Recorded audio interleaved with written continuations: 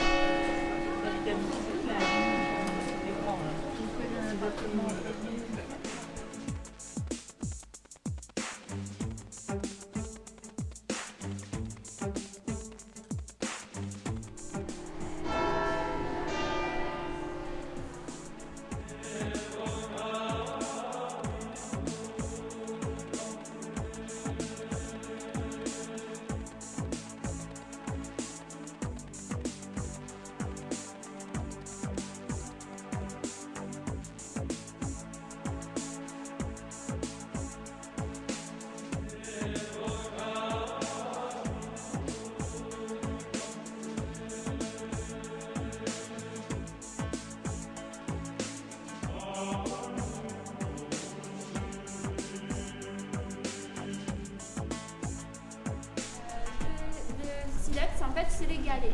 On allait directement sur la plage ramasser de gros galets qu'on cassait en deux. Donc, ce que vous voyez là, en fait, c'est l'intérieur du galet qui est mis en extérieur de la maison. Donc plus on s'éloigne. Et là, sur le littoral, eh bien, les maisons anciennes étaient faites en grès, silex et briques. Alors, Veules-les-Roses ne s'est pas toujours appelé Veules-les-Roses. On s'est appelé Veulencourt jusqu'en 1897. Vous êtes ici dans le Pays de Caux, CAX. Vous êtes arrivé par le train à Yvetot, il me semble, ce matin. Donc Yvetot, c'est la capitale du Pays de Caux, hein, justement. Donc le Pays de Caux, c'était un territoire comme une sorte de triangle hein, sur le département de Seine-Maritime, qui lui aussi est en forme de triangle, délimité par les vallées, hein, vallée de Seine, vallée de la Bresse, des Forêts, et milieu littoral, là où nous sommes. Et donc, on a beaucoup de communes qui ont cette terminaison en Caux, puisque vous êtes ici dans le Pays de Caux, le peuple en fait des Calettes hein, qui a découvert le Pays de Caux. Et Veulencourt jusqu'à cette date, 1897, et à partir de là, le maire de l'époque a voulu se démarquer des autres communes, et il a ajouté Ancaux, enfin les Roses, à la place de Ancaux. Et il a offert à chaque propriétaire un pied de rose. À partir de là, les habitants se sont pris au jeu, ont commencé à fleurir leur maison de rosier. Et maintenant, 1897, c'est quand même une certaine époque, et bien vous allez voir qu'il y a des roses partout dans le village. On va planter des iris ou des joubarbes qui sont là-haut. Ces iris, en fait, elles ont une fonction, hein, ça fait joli, mais c'est pas la fonction première. Les racines vont s'implanter dans le feuillage et vont venir 4 toits de chaume. Ça va absorber l'humidité. Donc ça a vraiment cette fonction-là première, comme ça on aura une humidité moins ambiante sur le toit de chaume.